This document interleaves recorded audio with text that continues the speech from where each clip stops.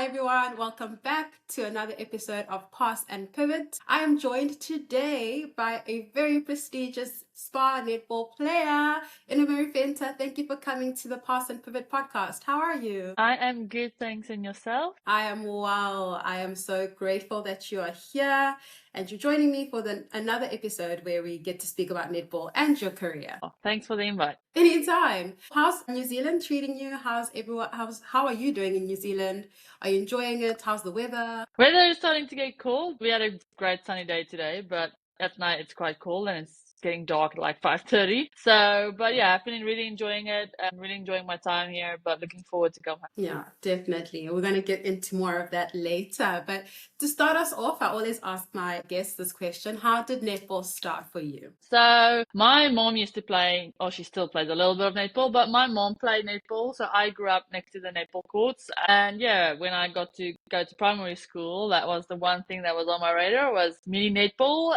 And yeah, so that's where it all started for me. And yeah, I haven't stopped since. And have you always been a shooter then? Or has there been like a change in your position? I've always been a shooter. I started out on goal attack and I was so angry for them for changing me to goal shooter because I love the running, I love the playmaking, and I was a bit frustrated when they just put me in the little circle. But yeah, it worked out at the end, I assume. But so I've always been a goal shooter. I've never played outside the goal circle, yeah. Okay, interesting. Because I've had other people say they've been defenders, so you've just been an attacker all your life. Okay, that's interesting. Yeah, not even just an attacker, just goal A or goal shoot. That's the only thing I've ever played. Yeah, I've had a few friends that started on goal shoot and ended up goal defense and then vice versa. So yeah, I'm one of the few that's only been very specific with the positions I played. Fair. And what position does your mom play? You say she still plays. She is more a defender, but now she jumps in between goal shooter and goalkeeper. But she plays a little bit of indoor, so she jumps between the two, but she was most predominantly a goal defense or goalkeeper. Okay, all right. Have you ever played against each other or like in friendlies or never? Luckily not. So every time I played with her or helped her team out. So I think, probably for the best. Yeah. All right. So we jumped straight into it. Your first call up to the SPAR Proteas. How was that for you and how did you feel? What was that moment like? Can you explain it to us? I actually didn't expect it at all. It was in 2017, so I was in my third year of studies, and I was at a point in my career where I was like, I really want to become a vet, but I also like the netball thing is going very slow for me. So after my third year, I need to make a decision. Am I going to pursue veterinary sciences or am I going to stick to the netball? Because you can't do veterinary sciences and netball together. And I was actually shadowing a vet for a month in the whole of December. Wow. Trying to see like, listen, is this really something I want to do? So I didn't train for a whole month. I didn't go to the gym. I didn't do any fitness. I didn't do any shooting because I was like, I need to give both a fair shot. And then literally on my last day of shadowing, that was early January, I got a call from NSA asking, listen, are you available to be a training partner for the quad series? And I was like, sure. I haven't trained, haven't touched a netball ball in a month, but I am available. And basically since then, it just hasn't stopped. So I haven't looked back, and it's been quite a ride. Do you eventually get your veterinary science degree or? No, so I ended up getting my bachelor in agricultural animal science, which was my plan B when I applied. Veterinary science is more like the health part, where my degree is more like the farming and agricultural part, but I still get to work with animals. I haven't used my degree since I've had it, but it's definitely something I would like to fall back on once I am done with netball. That's amazing to say that you haven't used your degree because your netball career has been going so well. That is a flex. And you should say that more often. Yeah, I actually went to shadow in last year September at a reproduction company in my degree, and I realized how far behind I am. So the other way around, it looks great, but if I'm actually in the field that I study, then the netball hasn't worked out that well for me. And then the netball doesn't look that great. It doesn't come in handy at all. So I just realized how far behind I am with that degree in terms of the workplace. It was something I have to be catching up on coming to the end of my netball career. Definitely. And I mean, just part of life, I guess, but we're not there yet, right? We're not there yet. So No, we won't think no. about it. So you played in a lot of teams overseas. You've played for, correct me if I'm wrong, Bricks? Yeah. Saracens Maverick in the UK, and you've also now played in the ANZ in Pulse. Can you speak to me about having that privilege or that honor to be able to play in both leagues at different times in your career? How has that impacted you as a netball player? Yeah, so I started obviously off playing in Suncorp with Vixens and Firebirds. And then I after love it. that, made the choice to go to England to get some court It's time. amazing. I had a year off, played a little bit of TNL, and then came here. So I'm one of the few players that had the privilege in playing in all three big leagues. So yeah, it's been interesting. Every competition brings its own challenges, but also taught me a lot about netball and playing professional netball at this level. And yeah, I think looking back, there's always stuff that you would want to change. But yeah, I think I've been really fortunate enough to be able to play in these competitions and actually gain the experience from all three countries. Mm. And which is the toughest league to play in, if I may ask, because you've experienced all three now? I reckon, well, I was so young going into Suncorp and I didn't get a lot of opportunity to play.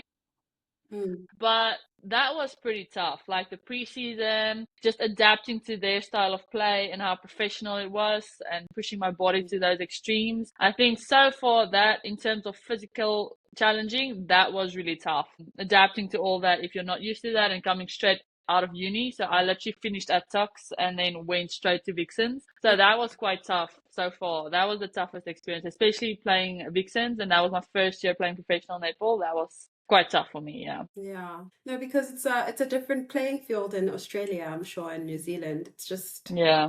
everything's netball. Everyone lives and Yeah. breathes netball. So very Exactly, yeah. interesting. And where's been the most fun for you from all three of those leagues? Okay, fun. I had to say my time in England I really enjoyed. Though the netball didn't always work out the way we should and we never got into top four playing for Saracens Mavericks. I made a lot of close friends in England and really enjoyed my time in England. But it's only been 1 year with Pulse and I've really been enjoying that as well. I've really built good connections and I've really been enjoying my netballs. There was a few challenges and bumps in the way, but just I just have a different mentality coming into Pulse, which I've really enjoyed.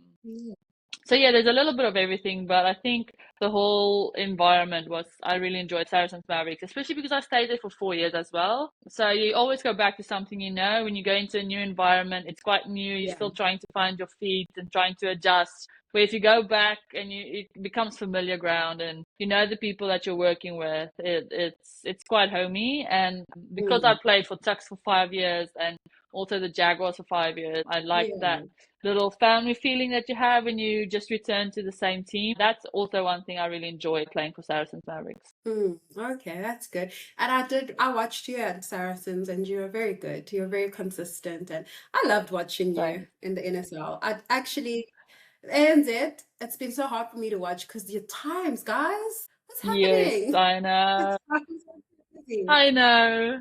Yeah, But grateful for Netball Pass that allows me to watch after. And definitely. speaking about your time, how did it happen that you ended up at Pulse? Was that something that you've Oh, been looking for? Or it was so really unexpected. So it happened that after the 2024 season in England, I wasn't offered another contract by Saracens Mavericks. And I did try to stay in the UK, but all the teams already had shooters signed and didn't get offered anything. So I had to come back home and play in the TNL in 2025. But this was the first time since leaving South Africa that I was at home for more than 2 months at a time. So usually I would leave in the end of December or early January, go abroad, play there until end of August, come back home for 2 weeks, then we're into international camp, and I never was at home for more than 2 to 3 weeks at a time. And got to move out of my parents' house finally because I was there for a whole year and a half and really enjoyed my time at home. I got to see my niece and nephew grow up and I just really enjoyed the time home, which was very unexpected for me because, yeah, I do enjoy home when I go back, but I've never actually spent time at home and I had to build something for myself back at home. So when the time came when the signing periods opened up, I was like, you know what? I am so content at home. Yes, the netball is not perfect and that great in comparison to what I can have playing overseas. And I don't get an income from netball when I'm back at home. I just enjoyed the family life and the life outside of netball when I was at home and just being with my family again. And I was like, you know what? I will not be angry if I just stay another year. And so my plan was to play another year of TNL. And then I just woke up to an email. At first, I thought it was spam because I started coaching back at home. So I set up an email separate from my personal email so that I could put on Instagram for requests or coaching requests coming in. So I assumed that was the email they saw when they were looking for my contact details because I don't have an agent. And recently in that time, I got like really random spam and phishing emails coming through that email address. So I just thought when I saw the name of the person coming through, I was like, hold on, this looks weird. So I didn't read it at first. And then eventually I was like, okay, I'm a bit curious. Got in and then I saw it was an email from Pulse. And it really happened within a week I was signed. So it came really unexpectedly. I didn't plan for it at all, like I said, but I am really blessed and thankful for the opportunity I had to come to play for the Pulse. That is amazing. Because when I saw that signing, I was like, what? That is so interesting. It took me aback. It's like, Anna Marie Pulse? Because I know that they had that whole thing of a lot of their players moved to Australia to the Suncorp. So then I was like, I didn't even think that there'd be space for more South Africans to go over. So amazing. Well done to you for grabbing that job. Thanks. And you've done so well with the Pulse. I've really enjoyed Thanks. watching you.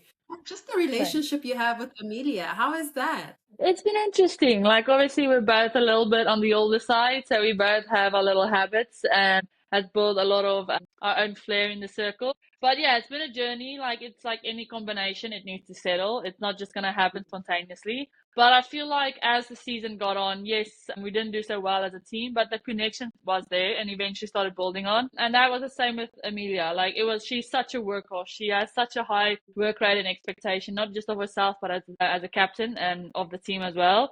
So it's been really good having that experience, but also building the connection in the circle as well, which then I feel like the last 3-4 games really like settled a little bit, which was good. And yeah, it's been good. And obviously learning from her as well, just a different insight and point of view. So yeah, it's been really good learning from her, but also playing alongside her. Definitely, yes, I would say. I can imagine like 2 internationals in a circle.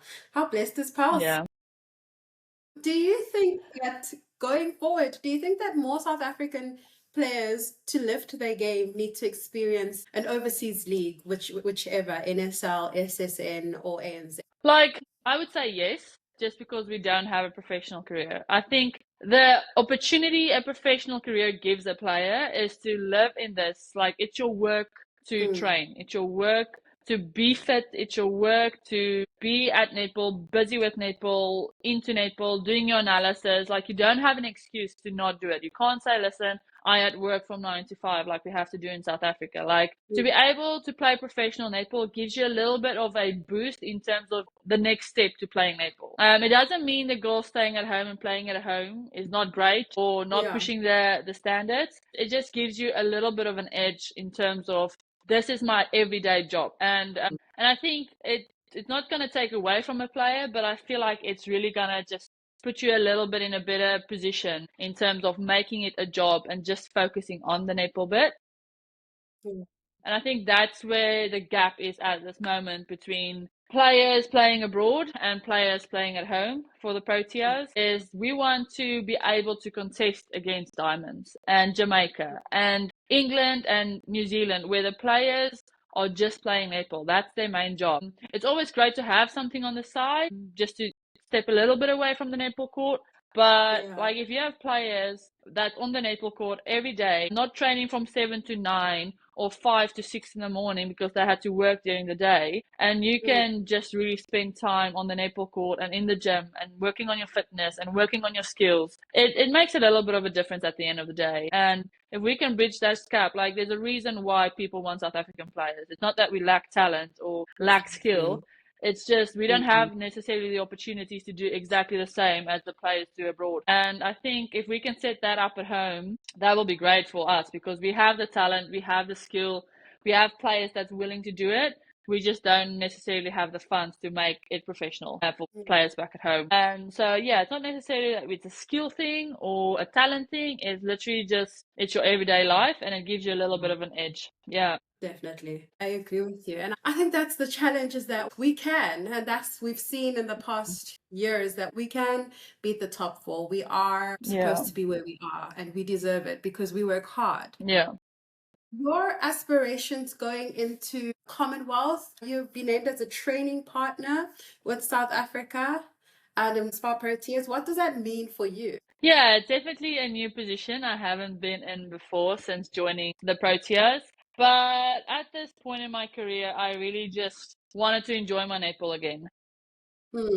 I was a bit in a dump, not a dump, but I went into a little bit of a challenging period off the bat of our Jamaican and England Test series.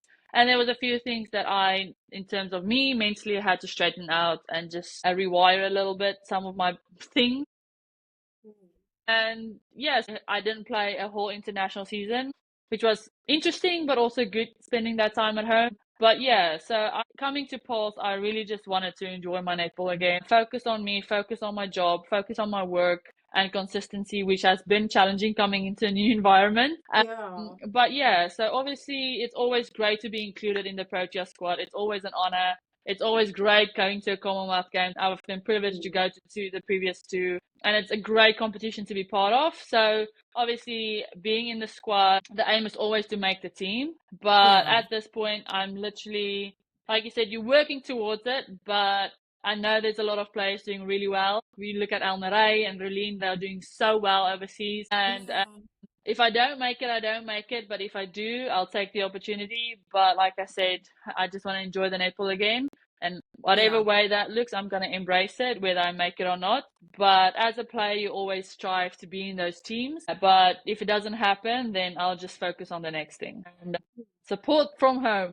Definitely. I think you said something about your mental health that's very important. Netball players are struggling a lot because there's a lot of pressure for netball players to be consistent, because it's such a quick game. The stats are what tells what's happening in netball. So I'm very grateful to hear that you worked on your mental health, which is very important. And we need more people to just speak out about how important it is.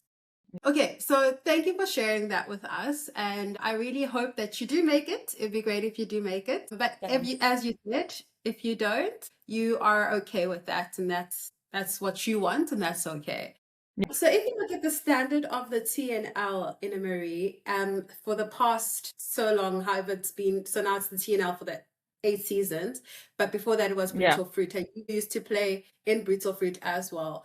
How far do you think they've come, and how far do you think they still need to go? Honestly, I think the TNL is a great competition. Don't get me wrong, it gives a lot of players an opportunity to play on that stage. But I think if you compare it to Brutal Food, it's taken a step back a little bit. In terms of, we're playing 7 games in 7 days, which is very similar to the SPAR Champs, where if you want a professional league, you play 1 game a weekend, where with Brutal Fruit, at least we were playing 2 games a weekend, and then you had the week to prepare, and then you went into your next weekend. Where now you're playing 7 games in 7 days. Yeah, it's tough on the body as well.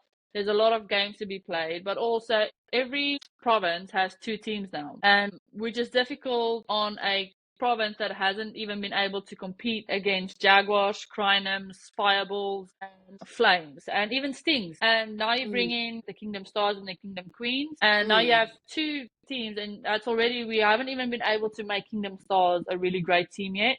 And I feel like there should be a space where if you want to go professional, like those are the things that you need to start considering, is like, we want to have 6, 7 really good games or good teams, which is like, in this case in New Zealand, we're only 6 teams because that's what keeps the standard, where in Australia it's 8, and I think in NSL it's 8. 8 as well. And we are sitting with 18 teams, and you won't be able to make all those teams professional. So I think going forward, and NSA looking in making it a professional league, there's gonna become a hard line if you want to make it professional. I know it's hard to say, but that's the reality of the situation. If you want to play good competitive netball without scores blowing up, then you'll have to make less teams, because there was a point where it was only 6 teams in the A division and the rest was in the B division. And it was quite competitive then, when now you have Northwest that's also in 2 teams, and it's a small little province. I know they have the uni to back them, but I think like there's going to become a time where we want a better competitive team. You want to have a professional league in the next 4, 5, 6 years, whatever NSA plans for it. And instead of playing 7, 8 games a week, you want to push to having 1 or 2 games over a weekend. Yeah. I know it takes more money, because that's the reason they condensed it, because they are saving a lot of money of teams not driving in and out and there and back. But yeah, going forward, like that's hard on the body. Like I've played last year, being 30 and playing 7, 8 games in 7 days, it's rough.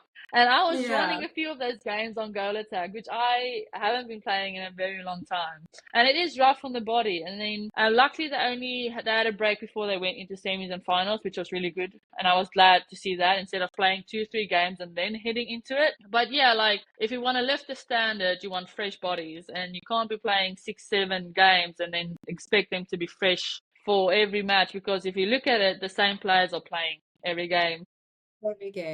It's a good challenge going into a Commonwealth Games, where you will be playing more or less that format, where you play 5, 6 games in 7, 8 days.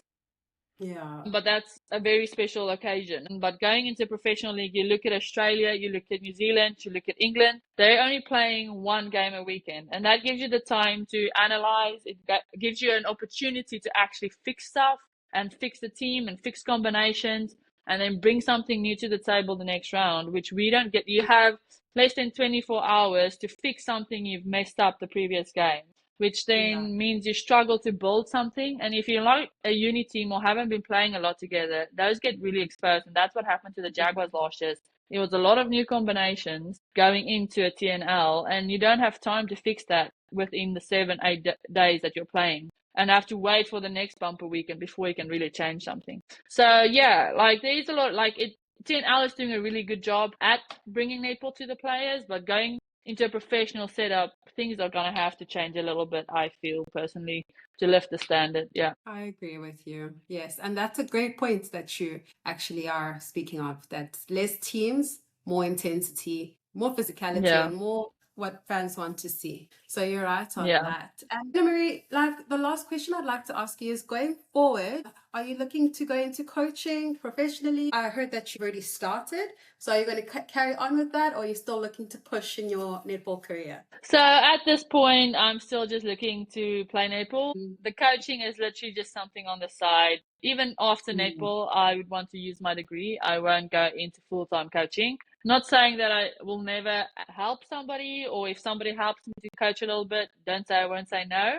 But I think personally, I really look forward in working with animals again. Like that's one part of me that I really want to do from I was a little kid. Before my netball dream even was a thing for me, I wanted to become a vet. I have a great passion working with animals. But while I play netball, it's a good little side hobby, if I can call it like that I have. And I've been working with Cornwall Hill last year, and I really enjoyed having my little team, and I actually missed them a lot this year, which I did not expect. And then I do some personal coaching, and it was so rewarding to see 2 of my players being pulled up in their provincial team, which they haven't been able to do. So those are little rewarding things that I think I will keep hold on to. And if I do work eventually in the animal field, I will still, I think, do that on the side. I love helping people, and I like seeing them grow as well. And I know what I've struggled as an athlete, and I know like I would like them to do better than what I could ever do. So yeah, there's a little piece of me that wants to give back, but I don't think I will ever make it a full-time job. But don't quote me on that, because you never know where a journey takes you. So, but that's my plan. Whether it works out, I don't know. Yeah, we won't know until it happens. We won't know. Exactly, yeah. Yeah. We're going to go into a quick fire. So I'm going to ask you 5 questions. Say the answer that comes to your head immediately. Are you ready? Perfect. Yeah. Right. The first question, your coffee order. It is a vanilla decaf flat white. Okay. Decaf. Why? I only started drinking coffee when I was in 2022, so 4 years ago. Before that, I only had rooibos tea, so no caffeine since I was Okay. probably 11 or 12. And I was like, oh, I'm really craving, the smell of coffee, but Mm. I was craving, yeah. So I was like, oh, you know what? Let me try a vanilla latte, iced latte. Yeah. Really good. And after my second one, I literally felt like ants were like crawling under my skin, and I felt like Oh, a no. freaking rabbit in hunting season. And I Goodness. just got like, it's like, I was like, jittery. I was like, okay. So I was like, okay, maybe I should leave the caffeine. So hence why the caffeine, because I can't handle my caffeine. Okay. Good to know. We won't be getting you any Yeah, caffeine. We won't. Second please don't. question. Winter or summer? Summer. Who has been the hardest person to play against? I think for the obvious reason, the only person that was able to ever really jump my shot was Shamira Sterling. Yeah, she's quite agile, easy, gets around the hold really easy, really able to contest in the air, and obviously able to jump my shot. So yeah, probably one of the players that I have to actually mentally really switch on Yeah. to play against, and because yeah, she just covers so much space. Yeah, no, she's amazing. I call her like Yeah. a jumping jack, like those things you wind up Yeah. and then like Yeah. Fourth question, Anna Marie, NSL, ANZ, or SSN, or TNL actually, because you've done all four. To play in or just in Play in. general? To play in. I think a part of me just goes SSN because I would have loved to go back to the SSN to play. I think it's literally the ultimate competition to play in. Yeah, it's just competitive and really hard. So yeah, I think I would say SSN. Yeah, there we go. Which team would you like to play for in SSN if you get the opportunity again? There will be two teams. One team is Sunshine Coast Lightning, just because I love the Gold Coast and I loved being in Sunshine Coast the few times I've Yeah. been there. But team-wise, in terms of the team, I always said I would have loved to go back to the Vixens. I really enjoyed playing under Simone McInnes. Obviously, she's not there anymore, but I had the privilege to play under Di Honey as well. And yeah, I just love the people and coaches. It would have been great to go back to the Vixen. Yeah. The last question, quick fire, remember? So, last question. Firebirds, Vixens, Saracens, Mavericks, Pulse, or Jaguars? Which one? That's such a hard one. First thing that pops up is Jaguars. There's just something special about that club. I think I have a lot of sentimental value to that team and club, and just for that badge, I've accomplished so much wearing the Jaguar kit. And yeah, it will always hold a special place in my heart. I've enjoyed playing everywhere, but yeah, it's always good to wear the Jaguars badge and represent, yeah, that club. Yeah. Lastly, just randomly, what do you think went wrong with the Jaguars this season? Or what something, I yeah. wish I could answer that honestly, because I was not able to watch because of me being in New Zealand Yeah. and not being able to get DSTV here, and nobody's streaming, and Apple Pass is not streaming them. And so I think if they go We're working on professional, that. Apple Pass would start streaming them, and then yeah, we can actually start getting international exposure as well. But I think it's a lot of new combinations, and that's a whole new team. Those combinations has not been playing together before this season. Yeah. There has been players that either come back into the Jaguar setup or has been there last year, but the combinations are all brand new. And what I've really experienced with Pulse as well is our attacking side. Nobody has ever played together at all. And no matter your experience, those combinations takes time. And if pressure hits those combinations, it is about to Yeah. break because it is new. You haven't played along. Like, there was a point where I think China could pass with me with her eyes closed because we've been playing together 3, 4, 5 years. But if you don't have that time, it's difficult to build those connections. And I think that's why Crineham is always doing so well, because it's a lot of people that's been playing together for quite a while. Fireballs has been very settled in their combinations in the past 2, 3 years, and that's brought them a lot of success. And that's what brought us a lot of success with the Jaguars in the past. We played USA together, we played Varsity Cup together. There's always one or two people coming in and out, but the bulk of the players were the same players. I think for how long was it? Myself, Chantal, Mara, China, Izette, Those are all the ones, the Shadeen, names we Jasmine. Like, we played together like 3, 4 years before we actually started seeing success. And that's the thing. If the combinations are settled, it's much easier to play than new combinations trying to settle in. And like I said, then you only have a few weeks before the first leg, and then you have 7 days of netball, and those little combinations, if they are not really settled, gets exposed really soon. And you're in the midst of things. There's no changing or working on a combination. It's just you have to go with it. And I think that's where the Jaguars was exposed a little bit this year. And they have really good individual players, and it doesn't matter how good of an individual player you are. If the combination is not working or is struggling a bit or hasn't settled yet, then yeah, it's easy to break those combinations. So I think that's maybe one thing that, just from looking at the teams and seeing the little bit of a highlights, I think that might be the one thing that maybe got exposed for them. Yeah, definitely. Well, they have next year to try again. We all do. Exactly. If the Craniums don't come back, that team. Anyway, thank you so much, Ina Marie, for joining us. I really, really enjoyed our chat. I wish you all the best for the rest of the season, and hopefully I'll see you soon. Yep, I'll be back in the country in 4 weeks, so yeah, hopefully see you around. Definitely. Thank you.